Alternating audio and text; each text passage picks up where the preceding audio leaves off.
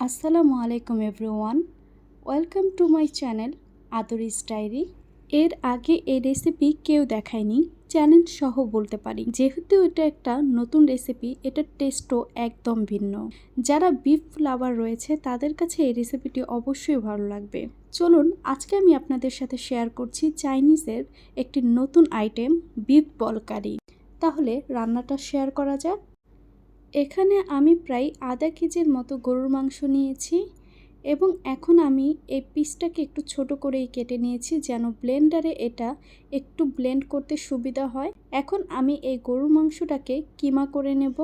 আপনারা আপনাদের ব্লেন্ডার অনুযায়ী গরুর মাংসটাকে ছোট করে নেবেন। আমি গরুর মাংসটাকে কিমা করে নিয়েছি এবং দেখতেই পাচ্ছেন এটা ঠিক কীরকম হবে। এটা যদি ভিতরে একটু দানা দানা থাকে তাহলেও কোনো সমস্যা হবে না। একেবারেই যে ব্লেন্ডার করে নিতে হবে পুরোপুরি এমনও কোনো কথা নেই, কিন্তু চেষ্টা করবেন ভিতরে কোনো পানি না রাখার, এতে করে বলগুলো ভেঙে যাওয়ার সম্ভাবনা অনেক বেশি থাকবে। এখন আমি এটাকে ম্যারিনেট করে নেব। তার জন্য আমি এখানে 4 টেবিল চামচের মতো আদা রসুনের পেস্ট দিয়ে দিয়েছি। তারপর আমি এখানে দিয়ে দিচ্ছি হাফ চা চামচের মতো মরিচের গুঁড়ো, 2 চা চামচ ধনিয়া গুঁড়ো, 1 চা চামচ গরম মশলার গুঁড়ো, 2 চা চামচ জিরা গুঁড়ো এবং 1 চা চামচের মতো লবণ। আমি আমার মশলার উপকরণ সবগুলো কিন্তু আমার ডিসক্রিপশন বক্সে লিখে দেব, আপনারা চাইলে সেখান থেকেও দেখে আসতে পারেন। তারপর আমি এখানে দিয়ে দিচ্ছি কাঠবাদামের পেস্ট। আমি এখানে প্রায় 60টার মতো কাঠবাদাম পেস্ট করে নিয়েছি। এখন আমি এটা দিয়ে দিচ্ছি। এই কয়েকটা উপকরণেই কিন্তু হয়ে যাবে আমাদের চিকেন বল কারি। এখন আমি এই মশলাগুলোকে খুব সুন্দর করে এই কারির সাথে ম্যারিনেট করে নিচ্ছি। এই কাজটা কিন্তু খুব আলতো হাতে করতে হবে এবং খুব সুন্দর করে মশলাগুলো এই কিমার সাথে মিক্স করে নিতে হবে। এরপর আমি এর ভিতরে দিয়ে দিচ্ছি 1/4 কাপের মতো কর্নফ্লাওয়ার। আমি কর্নফ্লাওয়ারটা অল্প অল্প করে দিয়েছি, এতে যদি পরে আরও লাগে তাহলে আরও দেব, তবে আমি এখানে টোটাল 1/4 কাপ কর্নফ্লাওয়ার দিয়েছি। এই কর্নফ্লাওয়ারটা দেওয়ার কারণে এই বলটা খুব সুন্দর মতো ফুলে উঠবে এবং খুবই স্ট্রং থাকবে। এতে করে বলগুলো ভেঙে যাওয়ার কোনো রকমের চান্স থাকবে না। খুব সুন্দর করে আমি আলতো হাতে কিন্তু এটাকে খুব ভালো করে মেখে নিচ্ছি। আর এই কাজটা খুব সুন্দর করে করতে হবে, এতে করে বলটা কিন্তু খুব পারফেক্ট হবে। তারপর কিছুটা কিমা আমি হাতে নিয়ে এটাকে হাতের সাহায্যেই কিন্তু চেপে চেপে গোল করে নিচ্ছি। আর এটা একটু চেপে চেপে করবেন, এতে করে বলের ভিতরে কোনো রকমের বাম্পস তৈরি হবে না এবং ফেটে যাওয়ার কোনো রকমের চান্সও থাকবে না। দেখতেই পাচ্ছেন আমি এটাকে কি সুন্দর করে গোল গোল করে নিচ্ছি। আপনারা এই বলটাকে যত সুন্দর করে বানাবেন এই বলটা কিন্তু তত সুন্দরভাবেই হবে আর পরে কোনো রকমের ফেটে যাওয়ারও চান্স থাকবে না। আমার এই বলগুলো তৈরি করা হয়ে গেছে। এখন আমি এই বলগুলোকে একটু ফ্রাই করে নেব। তার জন্য আমি এখানে কড়াইতে দিয়ে দিলাম সয়াবিন তেল। আমি এখানে প্রায় 1 কাপের মতো সয়াবিন তেল দিয়েছি। এখন এই তেলটাকে একটু গরম হলে আমি এই বলগুলো দিয়ে দিচ্ছি। একটা একটা করে কিন্তু আমি এই বলগুলো দিয়ে দিব এবং এই বলটাকে আমি প্রায় 3 মিনিটের মতো একটু উল্টিয়ে পাল্টিয়ে ভেজে নেব। এতে করে দেখা যাবে যে বলগুলো ভিতরে সফট থাকবে এবং উপরে ক্রিস্পি থাকবে। এই রেসিপিটি কিন্তু ফ্রাইড রাইসের সাথে অসাধারণ লাগে আর বিফ কারিটাও কিন্তু খেতে অনেক বেশি মজা হয় ফ্রাইড রাইসের সাথে। আপনারা যদি নতুন কোনো রেসিপি পছন্দ করে থাকেন তাহলে আমার এই রেসিপিটি অবশ্যই আপনাদের কাছে ভালো লাগবে। আর যদি ভালো লাগে অবশ্যই আমার চ্যানেলটিকে সাবস্ক্রাইব করুন, পাশে থাকা বেল বাটনটিকে লাইক করে দিন। এতে করে আপনারা আমার নতুন নিত্য ভিডিওগুলো খুব সহজেই পেয়ে যাবেন।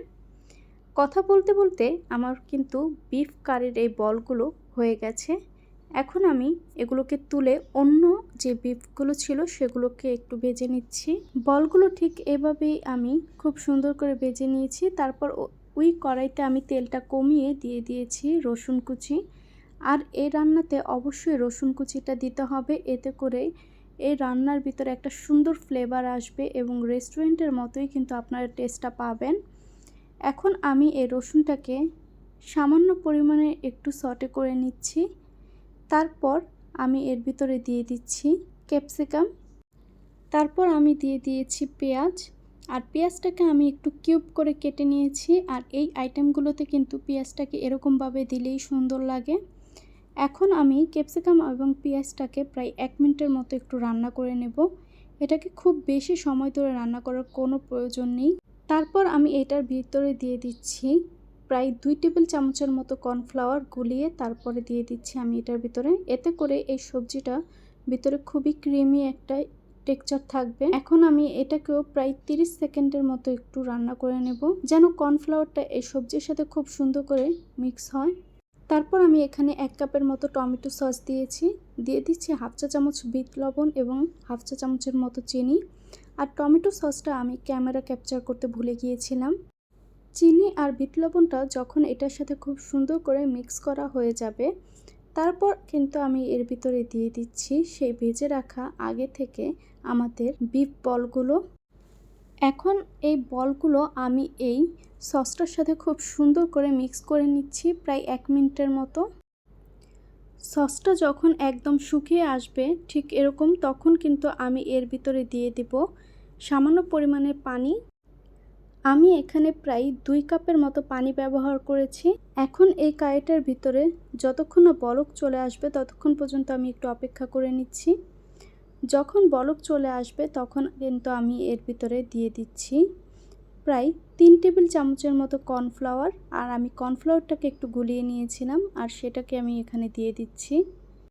কর্নফ্লাওয়ারটা দিয়ে এখন আমি এটাকে খুব সুন্দর করে একটু মিক্স করে নেব। বাস, আমার কিন্তু এই কারি রান্নাটা একদম হয়ে গেছে। খুব সহজেই কিন্তু আপনারা এই বিফ বলটাকে বাসায় তৈরি করে নিতে পারবেন, খুবই সহজ রেসিপিতে। বাসায় কোনো মেহমান আসলেই আপনারা চাইলেই এই আইটেমটা সহজেই তৈরি করে নিতে পারবেন। এতে করে মেহমানরাও খুব অবাক হবে যে আপনি এটা কিভাবে রান্না করলেন এবং এটার টেস্ট এত সুন্দর কিভাবে আসলো, এবং আপনাকে জিজ্ঞাসা করতেই থাকবে এটা কিভাবে রান্না করা, কোন রেসিপিতে রান্না করা। তো বাসায় অবশ্যই কিন্তু আমার এই রেসিপিটি একবার হলেও ট্রাই করে দেখবেন। এখন এই বিফ বল কারিটি পরিবেশন করার পালা।